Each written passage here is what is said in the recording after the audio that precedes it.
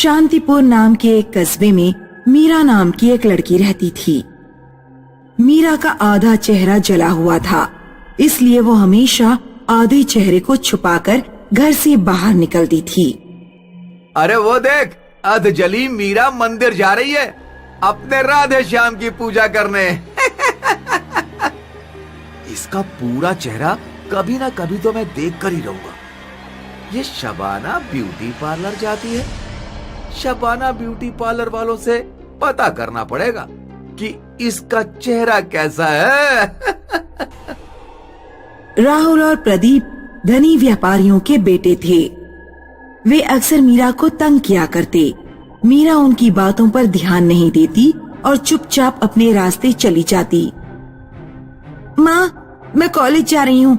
शाम को 3 से 6 शिफ्ट में मेरा एग्जाम है। बेटा छतरी लेके जा, बहुत बादल है। छतरी का काम नहीं है माँ, छतरी कहाँ लिए घूमूंगी। मीरा उस शाम जब एग्जाम देने के बाद कॉलेज से बाहर निकली तो जोरदार बारिश होने लगी। उसे कुछ घंटे एक दुकान में रुकना पड़ा। रात में जब बारिश रुकी तो मीरा अपने घर की तरफ बढ़ी। सड़कों पर पानी भरा हुआ था, इसलिए सड़कें सुनसान थीं। अचानक मीरा को किसी ने छोटा सा पत्थर फेंक कर मारा। कौन है वहाँ? मीरा तेजी से आगे बढ़ने लगी, तभी अचानक राहुल और प्रदीप उसके सामने आ गए। आज हम तेरा पूरा चेहरा देखेंगे। उधर मीरा की माँ मीरा का इंतजार कर रही थी। मीरा कई घंटे बाद घर लौटी। उसका चेहरा बिल्कुल उतरा हुआ था। क्या हुआ बेटी, इतनी देर कैसे हो गई? मीरा कुछ नहीं बोली और चुपचाप अपने कमरे में चली गई। उधर राहुल और प्रदीप देर रात अपने घर पर शराब पी रहे थे। ऐसा भयानक चेहरा मैंने कभी नहीं देखा, भविष्य में भी नहीं देखेगा। तभी अचानक किसी ने दरवाजा खटखटाया। अब इतनी रात में कौन आ गया? राहुल दरवाजा खोलता है, लेकिन दरवाजे पर कोई नहीं था। वो दरवाजा बंद करके दोबारा सोफे पर बैठ जाता है। लगता है कोई बच्चा होगा। तभी कोई फिर दरवाजा खटखटाता है। इस बार मैं जाता हूँ। प्रदीप दरवाजा खोलने गया। दरवाजे पर मुंह ढांके और हाथ में मशाल लिए एक भयानक चुड़ैल खड़ी थी। चुड़ैल ने अपने भयानक पंजों से प्रदीप का गला पकड़ लिया और मशाल से उसका मुंह जलाने लगी। राहुल दरवाजे पर पहुंचा तो उसने देखा कि प्रदीप का चेहरा जल रहा है और आसपास कोई नहीं है। कौन था? किसने तेरे आग लगाई? पता नहीं, शायद कोई चुड़ैल थी। अब जल्दी से मुझे हॉस्पिटल लेकर चल, मेरा चेहरा जला जा रहा है। राहुल कार निकालता है और प्रदीप को हॉस्पिटल लेकर जाता है। राहुल ने देखा कि सड़क पर कोई औरत लेटी हुई है। अरे कौन लेटा है? उठ जाओ, मुझे अपने दोस्त को हॉस्पिटल लेकर जाना है, देर हो रही है। लेटी हुई औरत पर कोई असर नहीं होता। राहुल गाड़ी से उतरता है और औरत के पास जाता है। तभी रोड के दोनों तरफ से 4 भूतनियाँ आती हैं। चारों भूतनियाँ औरत की साड़ी में आग लगा देती हैं। औरत राहुल के पीछे भागती है। अरे मेरे पीछे क्यों पड़ी हो? मुझे छोड़कर कहाँ जा रहा है राहुल? राहुल भागता हुआ जाता है और एक पेड़ के पीछे छुप जाता है। तभी ऊपर से अचानक एक भयानक चेहरा उसके सामने लटकता है। भूतनी राहुल के बाल पकड़ती है और उसका चेहरा जला देती है। अरे मर गया रे, मर गया। राहुल कार की तरफ भागता है और तेजी से कार ड्राइव करते हुए चला जाता है। अगले दिन प्रदीप के पिता हॉस्पिटल में पहुंचते हैं। तुम दोनों के चेहरे को किसने जलाया? मैं कुछ पूछ रहा हूँ, मुंह में जबान नहीं है क्या? किसने किया तुम्हारा यह हाल? कुछ समझ में नहीं आ रहा है पापा। हमने कल मीरा का चेहरा देखने की कोशिश की थी, उसके बाद से न जाने कौन हमारे पीछे पड़ गया है। प्रदीप के पिता मीरा के घर पहुंचते हैं। तुम्हारी बेटी ने मेरे बेटे और इसके दोस्त का चेहरा जलाया है। मैंने ऐसा कुछ नहीं किया। उस रात जब मैं कॉलेज से लौट रही थी तो राहुल और प्रदीप ने जबरदस्ती मेरा चेहरा देखने की कोशिश की। वे मेरा दुपट्टा छीनने लगे, तभी मैंने खुद ही अपने चेहरे से दुपट्टा हटा दिया और उन्हें अपना चेहरा दिखा दिया। मैं जैसी हूँ वैसी हूँ। मुझे खुद को लेकर कोई अफसोस नहीं। अगर तुमने ये नहीं किया तो फिर उनके चेहरे किसने जलाए? मैं नहीं जानती। प्रदीप के पिता एक तांत्रिक को बुलाते हैं और उन्हें राहुल और प्रदीप के पास लेकर जाते हैं। कोई आत्मा इन दोनों का पीछा कर रही है, सावधान रहना होगा। राहुल और दीपक की हॉस्पिटल से छुट्टी हो जाती है और वे दोनों अपने अपने घर चले जाते हैं। प्रदीप घर जाते ही सो गया। रात के 2 बजे उसकी आंख खुली। उसके बिस्तर के चारों ओर 4 चुड़ैल हाथ में मशाल लिए और मुंह ढाके खड़ी थीं। चुड़ैलों ने प्रदीप के बिस्तर पर आग लगा दी। मुझे मत मारो, मुझे मत मारो। प्रदीप बिस्तर से कूदा और खिड़की से कूदकर सीधे राहुल के घर की ओर भागा। राहुल उसे सड़क पर ही मिल गया। क्या तुम्हारे बिस्तर पर भी किसी ने आग लगा दी? हाँ। दोनों भागते हुए शबाना ब्यूटी पार्लर पहुंच गए। ब्यूटी पार्लर अभी भी खुला हुआ था। क्या कोई है? हमारी मदद करो। हेलो, क्या कोई है? यहाँ पर कोई है?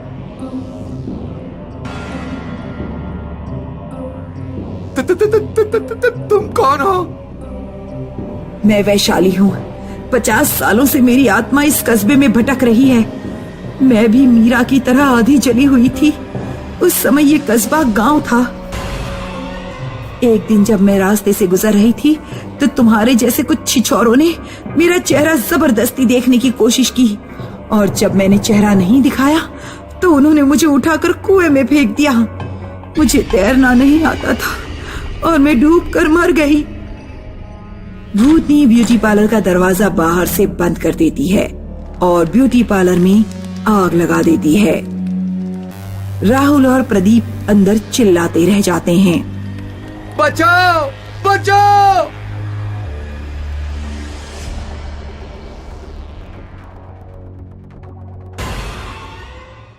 एक बार की बात है, एक गांव में बंटी नाम का किसान अपनी पत्नी पुष्पा के साथ रहता था। आ गए खेत से? आज तो आपके कपड़े बहुत गंदे लग रहे हैं। हाँ, आज खेत में बहुत काम था। अब जल्दी से खाना लगा दो, बहुत तेज नींद आ रही है। रात में जब बंटी और पुष्पा सो रहे थे तो अचानक उन्हें किसी के दरवाजा खटखटाने की आवाज सुनाई दी। बाहर कोई गाना गा रहा था। अभी जिंदा हूँ तो जी लेने दो, भरी बारिश में पी लेने दो, शराब दो, शराब दो, दरवाजा खोलो, शराब दो। पुष्पा, आज क्या तुमने दरवाजा खुला छोड़ दिया?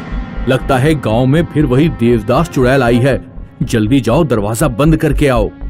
पुष्पा उठकर दरवाजा चेक करने जाती है, लेकिन दरवाजा पहले ही बंद था। पुष्पा दरवाजे पर कान लगाकर सुनती है। पड़ोसी के घर से चुड़ैल की भयानक आवाज आ रही थी। लगता है पड़ोसी ने अपना दरवाजा खुला छोड़ दिया था। चुड़ैल उन्हीं के घर में घुस गई है। मुझे तो समझ नहीं आता कि हम चुड़ैल की समस्या से कब मुक्त हो पाएंगे। सरपंच जी कुछ करते ही नहीं। तभी अचानक चुड़ैल बंटी के घर का ही दरवाजा खटखटाने लगती है। दरवाजा खोल, शराब दे। देख, तेरे पड़ोसी ने शराब नहीं दी और मेरे कहने पर नाच करके नहीं दिखाया। मैंने उसकी गर्दन काट दी। अब जल्दी आ और शराब दे। पुष्पा, अब क्या होगा? ये चुड़ैल तो हमारे घर आ गई। आप डरिए मत, मैंने एक शराब की बोतल इमरजेंसी के लिए खरीद कर रखी थी। पुष्पा दरवाजे के नीचे से शराब की बोतल खिसका देती है। तब चुड़ैल बोतल लेकर चली जाती है। सुबह बंटी के पड़ोस के घर में मातम छाया हुआ था। चुड़ैल ने मेरे बेटे और बहू को मार डाला। अब कौन मुझे न्याय दिलाएगा? वो नाश पिटी चुड़ैल मेरे बेटे बहू को खा गई। बंटी और गांव के कुछ आदमी सरपंच के पास जाते हैं। सरपंच जी, आप कुछ करते क्यों नहीं? ऐसे कब तक हम उस देवदास चुड़ैल का अत्याचार सहते रहेंगे? गांव के लोगों को अपने अपने घर शराब की बोतलें रखनी पड़ती हैं। हमारे घर में खाने के लिए नहीं है, हम शराब की बोतल कैसे खरीदें? चिंता मत करो, आज रात उस चुड़ैल को हम मार डालेंगे। सब लोग रात में 12 बजे अपनी अपनी मशालें जलाकर चौपाल पर इकट्ठा हो जाना। उस रात गांव के लोग सोए नहीं और आधी रात को मसाले लेकर चौपाल पर आ गए। जय हनुमान ज्ञान गुण सागर, जय हनुमान ज्ञान गुण सागर, मेरी रक्षा करना। अभी तो भूतनी आई भी नहीं, अभी से तुम्हारी पतलून गीली होती जा रही है। गांव के लोग डरते डरते आकृति की तरफ बढ़ते हैं। अरे ये तो चुड़ैल नहीं, ये तो गांव का शराबी भोला है।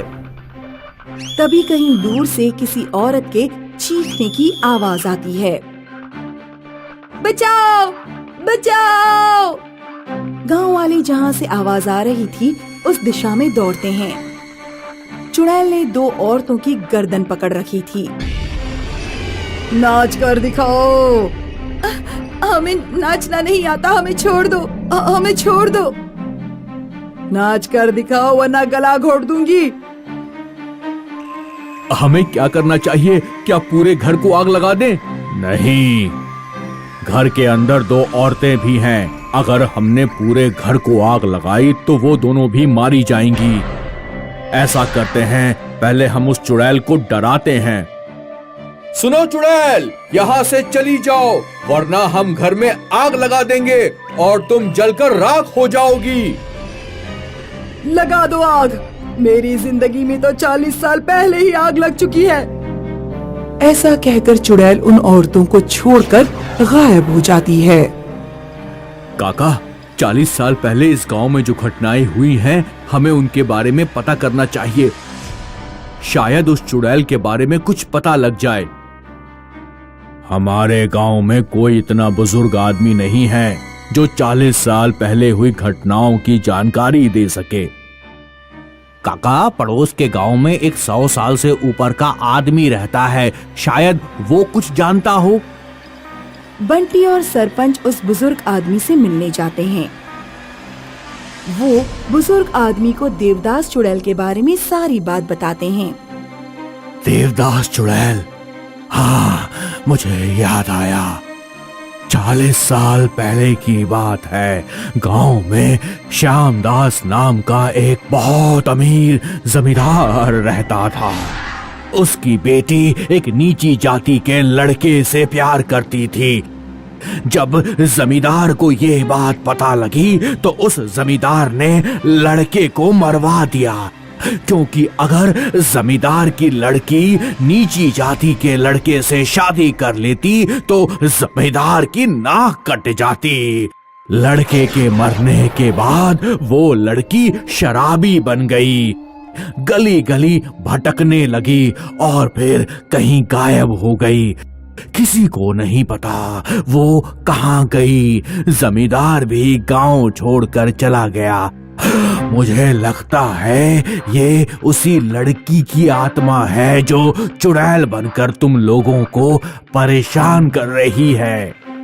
वो चुड़ैल प्रेम की भूखी है, उससे प्यार से बात करो। काका, आज रात मैं अकेले ही चुड़ैल से बात करूंगा। हालांकि मुझे डर लग रहा है, लेकिन फिर भी मैं ये काम करूंगा। बंटी उस रात अकेला ही चौपाल पर बैठा रहा। फिर चुड़ैल उसके पास आई। मैं तुमसे नहीं डरता, मुझे तुम्हारे बारे में सब कुछ पता लग गया है। तुम्हारे साथ जो कुछ भी हुआ उसका मुझे बहुत अफसोस है, लेकिन उसके लिए हम गांव वालों को परेशान मत करो। गांव में कोई भी लड़का या लड़की किसी से भी प्रेम करेगा तो हम उनकी शादी कराएंगे। हम अपने गांव में जाति भेद भी नहीं रहने देंगे। अगर दो लोग आपस में प्रेम करते होंगे तो उनकी जाति देखे बिना उनकी शादी कराई जाएगी। काश 40 साल पहले भी लोग इतने ही समझदार होते तो मुझे चुड़ैल बनकर इस तरह भटकना नहीं पड़ता।